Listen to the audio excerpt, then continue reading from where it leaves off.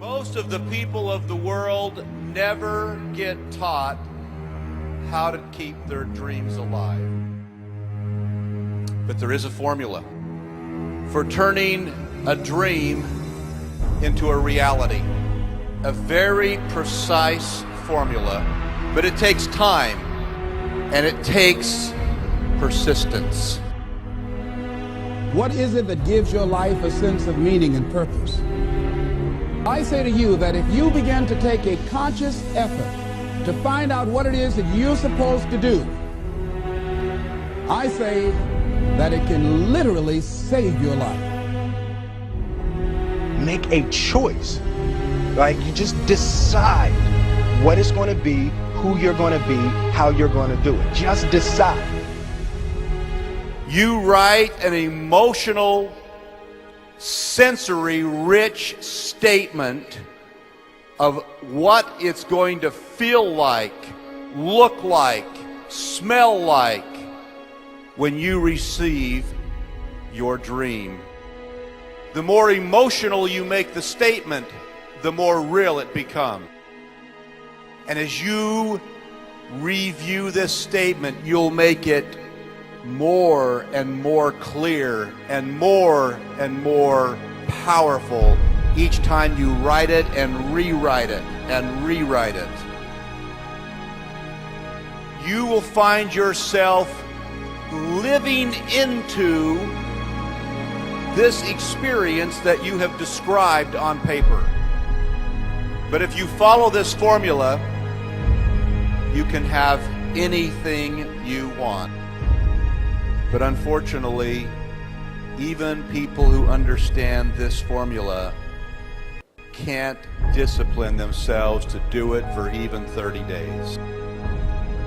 Everybody wants the good life, but not everybody's willing to follow these rules. You must follow these rules. There are many reasons why we don't act. There are other things, though, that affect us. It's that not wanting to take personal responsibility. We want somebody else to do it. Dreams without goals are just dreams, and they ultimately fuel disappointment. Goals on the road to achievement cannot be achieved without discipline and consistency. Everybody wants the good life, but not everybody's willing to persevere to get it. You must persevere. How much time do you spend working on you? How much time do you spend every day working on your dream? In the last 90 days, how many books have you read?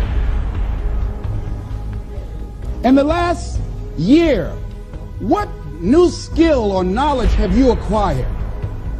What kind of investment have you made in you?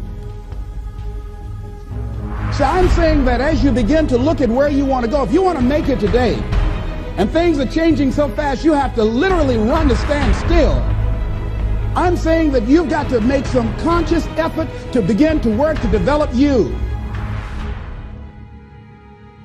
Fear kills dreams. Fear kills hope. Fear put people in the hospital. Fear can age you. Fear, ladies and gentlemen, can hold you back from doing something that you know within yourself that you're capable of doing, but it will paralyze you. And it seems like you're in a hypnotic spell. And I ask you a question: what is the benefit? What's the benefit of allowing fear to hold you back? What's the benefit of giving up on yourself, of not stepping out on life and taking life on? What is the benefit for you? What's the plus in that? When you grow up, you tend to get told that the world is the way that it is, and that your life is to live your life inside the world and try not to get in too much trouble, and maybe get an education and get a job and make some money and have a family. But life can be a lot broader than that when you realize one simple thing, and that is that everything around us that we call life was made up by people that are no smarter than you. So you want to work on yourself. You want to read books that inspire you and motivate you. You want to listen to tapes over and over and over again. And I suggest that you listen to tapes when you first get up in the morning. You want to control the spirit of your day. When you first wake up in the morning, your mind is operating at 10.5 wave cycles per second. That's when the subconscious mind is most impressionable. Whatever you hear in the first 20 minutes when you wake up, that will affect the spirit of your day. It's possible for you to live your dream. It's necessary that you associate with winners, that you work your system, that you are relentless, that you never give up. It's you. You've got to take personal responsibility. You've got to make it your personal business to make it happen. And you've got to resolve within yourself that I can do this, that it's hard, but you've got to say, I'm the one. I very often watch a lot of young people sort of meander around without any idea about why they're doing what they're doing. I mean, to want and to be ambitious and to want to be successful is not enough. That's just desire. To know what you want, to understand why you're doing it, to dedicate every breath in your body to achieve. If you feel you have something to give, if you feel that your particular talent is worth developing, is worth caring for, then there's nothing you can't achieve. Do something you're very passionate about. People say you have to have a lot of passion for what you're doing, and it's totally true. And the reason is because it's so hard that if you don't, any rational person would give up. It's really hard, and you have to do it over a sustained period of time. So if you don't love it, if you're not having fun doing it, you don't really love it, you're going to give up. So how do you start a business with no money under the worst conditions that your backer doesn't want to give you a dime? What do? Get ready for a lot of rejection, and at the same exact time, do the things others don't want to do. Do what's necessary, do what it takes, no matter what it is, and try not to hurt anybody along the way. I work 24 hours a day, 7 days a week. That's what I cared about. I cared about solving problems, being successful. Anytime an obstacle presented itself, I used it to my advantage, made it work. And I never heard the word no. If I heard the word no, it meant maybe. Then I made maybe yes. Take what you've got. Your assets are your energy. Your assets are your willingness to just not be told no. The harder it is, the tougher it is, the bigger the challenge to get in, the bigger the opportunity behind. The opportunities behind are endless. I really, really believe in getting rich. I believe in people creating wealth for themselves. Develop the habits. You've got the brain power, you've got the energy, but develop the habits of success. If you know exactly what you want to be, you need to spend as much time with people that are actually that already. We become our standards in many ways. If you are surrounded by B players or average performers, and that is your standard, then your mindset will operate at the standard that is offered to you by the people around you. I mean, we do become our social orbit. Don't allow anyone, friend, family, acquaintance, teachers, whoever it is, don't allow anyone to tell you that what you are dreaming for yourself and your family is not possible. It is possible. Don't be one of those people 20 years from now are going to be walking around in a 9-to-5 job, miserable and angry and bitter. What fear is stopping you in your tracks and burning the soles of your feet? What if conquering that fear, whatever it is, that keeps you from being what the Creator intended for you? What if you could unleash everything great in your life? Would you do it? Would you say yes to that? You will receive from the world who you become. But the doorway to success, I suggest to you, swings inward, not outward. And the best way to have a game-changing life, and the best way to have a world-class lifestyle, and the best way to change the world is to change yourself. I mean, we get from life who we become. To have the results of a game changer, you need to start thinking and behaving like a game changer.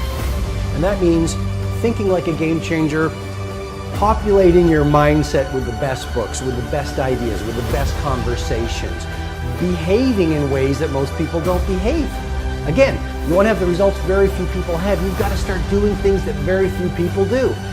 Turn off the television, delete the naysayers, stop gossiping and start producing, eat better food, run longer runs, shift from a focus on what's not working to a focus on what's working. I mean, you really want to install a whole new series of mindsets and a whole new series of rituals that very few people are doing. In the end, luck plays a very important part in how successful you are, but the harder you work and the longer you work, the luckier you're going to be. I've always thought that each person invented himself for whatever reasons, through whatever circumstance, through whatever he has gone through, that we are each a figment of our own imagination. What have been one or two of your biggest business or life challenges, and how did you get through them?